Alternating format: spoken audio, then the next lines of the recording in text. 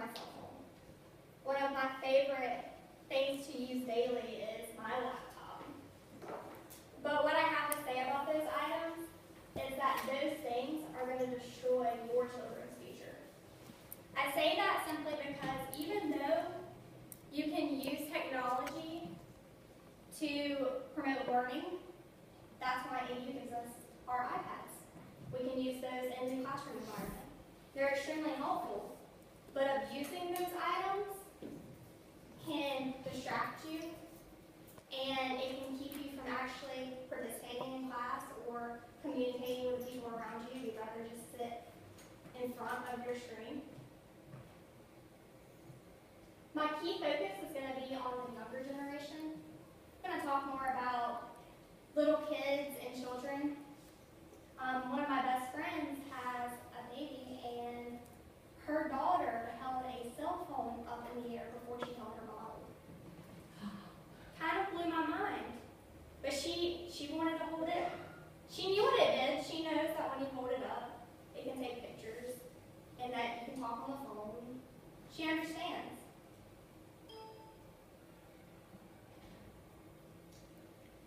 My first slide talks about how social networking can be a distraction because rather than communicating with the people around you, you will stay on your phone or you will look up occasionally and carry on a conversation, but you're more wrapped up in the one on your phone. And yeah, maybe you are talking to someone. That's socializing, right? Yeah?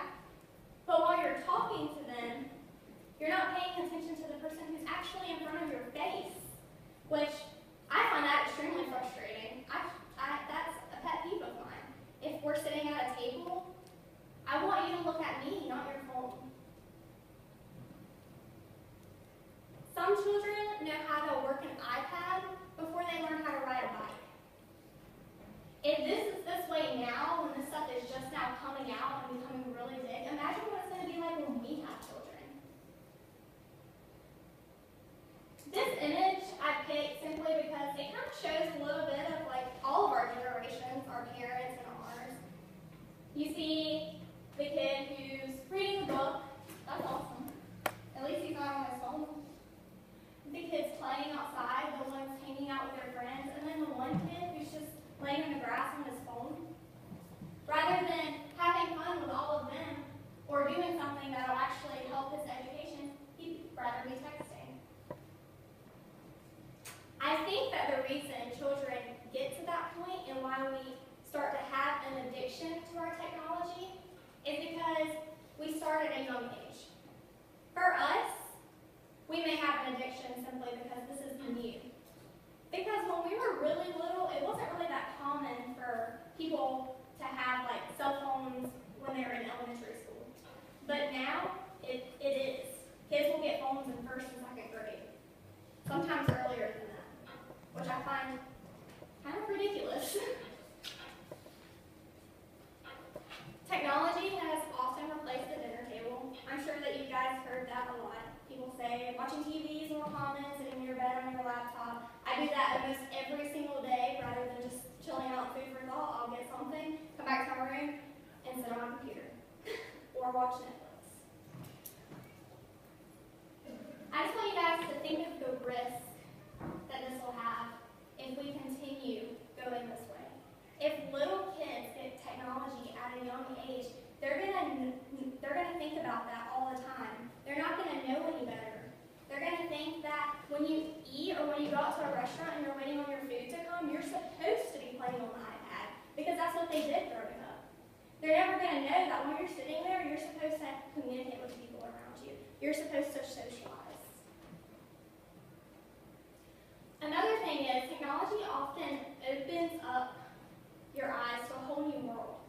You learn things that you may not, would have known otherwise if not getting online, which sometimes is awesome when you are researching or curious. But when you're really young and you're looking into things that you shouldn't, it could potentially haunt you in the future. I can't tell you how many times, and during high school alone, you hear about people posting things online that will harm them in the future, whether it's inappropriate pictures or it's posts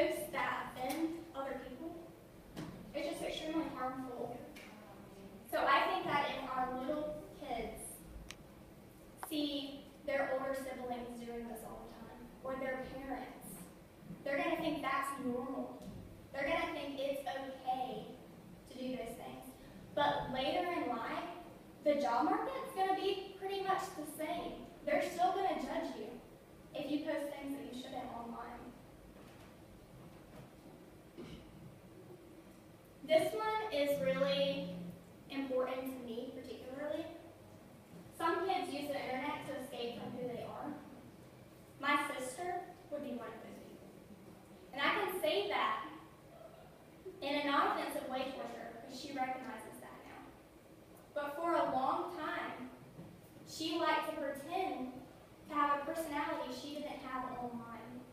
Or she liked to act like she was someone else because she didn't like who she really was. She didn't like that. She was a shy girl. And she didn't have very many friends in school. But online, she had more Facebook friends than most of my friends put together. Because to her, she could be whoever she wanted to be online. But that wasn't always a good person. And the reason she got that way was because she was handed technology during a rough time in her life. And she was really young. And she didn't know how to use it the right way. And once she started doing that, she couldn't stop herself. This also brings on an increase in bullying. It's bad enough to go to school and to have people in front of you bully you or to write notes about you in class, but at least when you go home, you can escape that, or you used to be able to. Now, the moment you log into Facebook, you're probably going to see somebody make a status about you, or when you're on Twitter, subtweeting. All these different methods of bullying are only going to get worse as time goes on, because younger children who don't know anything about life are going to have more access to this every year as technology progresses.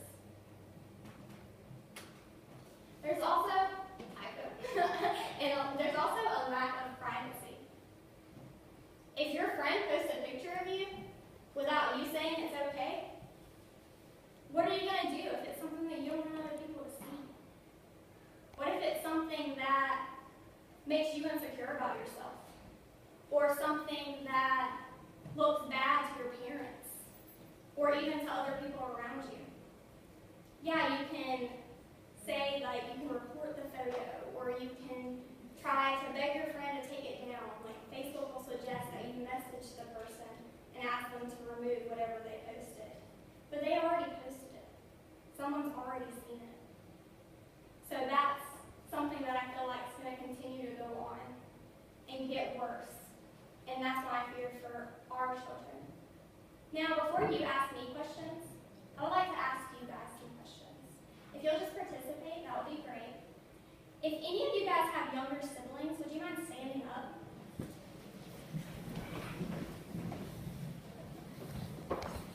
Okay, from this point forward, I'm going to ask questions. And if to you they're false, you can sit down. If they're still true, stay standing. Did your younger siblings get a phone at a younger age than you did? Okay. Do your younger siblings have just as much technology as you do?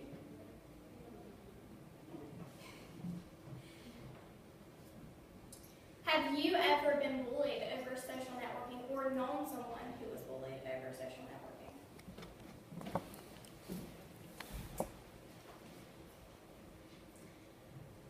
Okay, you can have a seat. I just wanted to ask those questions just so you can see how many people in the room actually did stand up and stayed standing for a long time. I don't necessarily think that technology is evil, but I think the way that we use it is. And if we don't keep a limit of how long our kids can use it, or how long it's, how long you use it as well as the way you use it. It's okay to use it for educational purposes, and it's okay to use it to browse the internet sometimes. But if you're on it all day long, then it's a problem. And for little kids, it's going to be all they know. Do you guys have any questions for me? So you might have mentioned this, but you're talking about like it's kind of starting a little child, a cell phone at like in elementary or something, which I can agree with. But what about like those safety conscious parents who want them to have something like that in case something comes up? What would you say to them? If it's for safety, they make phones for that. There are phones where you can only call your parents or people who are important or 911. I think in those cases that's great to have. Safety should always come first, but not necessarily something that they can use in class browse the internet or to talk to their friends who may not be their friends tomorrow kind of situations. At least not at that age. Anything else? What do you think is the appropriate age that a kid should like have technology that they found and such like? That's kind of hard to say because everybody's different. I think that really depends on the child themselves and how they handle certain situations. Most parents think the best time is during middle school. To me, I think that's the most dangerous time because that's when your life is changing drastically, and often that's when the most drama occurs. I think that most bullying or most harassment or most like discovering of yourself happens during that age. So I would think high school. If they get one beforehand, that's okay, but it just depends on the student himself or the child. I know you're focusing more on like network social Well, to an extent, yes, but I think it's not necessarily just the social networking, it's the texting, the having something in front of your face to distract you. Even playing games on your phone is distracting. And to me, I think all of those things that you can do on this technology are keeping you from having the social skills that you need to have in the outside world. Right. Just curious, like when you're researching this, did you notice any like the other effects, like how I know that staring at LED screens can like fire your eyeballs out a certain long enough. Did you do any of that kind